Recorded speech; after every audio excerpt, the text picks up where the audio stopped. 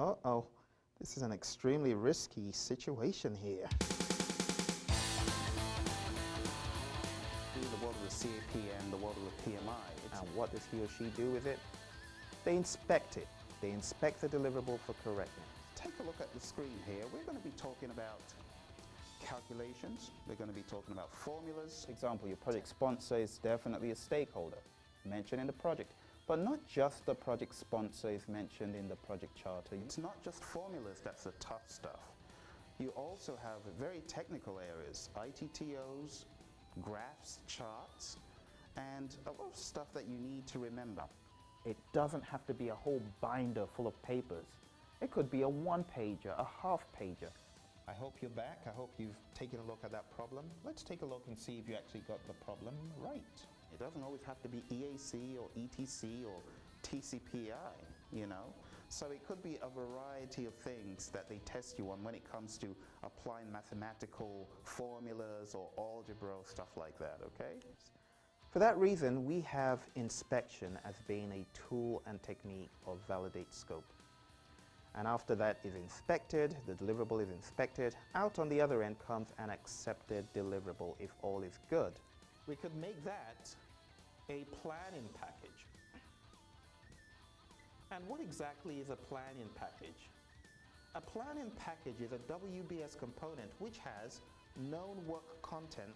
When you think about work performance data, always get ready to see work performance information as an output of that process wherever the work performance data is going. The major deliverable. We also have the lower levels which go into more detail, so that the upper levels provide logical summary points. Is 7 processes, you know, and that is the biggest. I mean, the 4th edition, we had equal 6 process knowledge areas, you know, integration, time, risk. How do we apply risk management in a pragmatic way? The best way to apply risk management is to think about risks as being an everyday uncertainty that could affect your objective for the day. So that's a very easy problem right there. But we need to work on some more difficult ones so that you really understand what network diagrams are all about. What aren't we doing today that we could do better? How can we leverage all this knowledge that we've got? Maybe you've got several PMPs, but you've still got no formal way of managing risks on a project.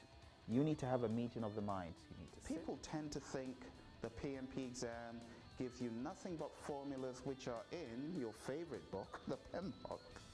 Hopefully it's your favorite book for the next So we are on to our 5th process in scope management, validate scope. Now, validate scope is very similar to checking a deliverable, inspecting a deliverable, making sure it's good, signing off on it, and saying it's good to go. If we go to our figure 11-1 one more time, because 11-1 is your roadmap for everything in risk management, page 312 in your favorite book. If you take a look, we've talked about expected monetary value, which after you have planned risk management and you have a risk management plan, then you begin to execute the plan. You identify risks. You could use brainstorming techniques. And that pretty much is it. I think really the big thing is knowing your 6 processes of risk management, being comfortable with what exactly you're doing, like I showed you, going back to this quick reminder on the screen, being able to put together a risk register that looks similar to that, being comfortable in doing that, and also understanding what it means to qualitatively analyze a risk by probability rating and impact rating. Okay, well, let's talk about plan risk responses now.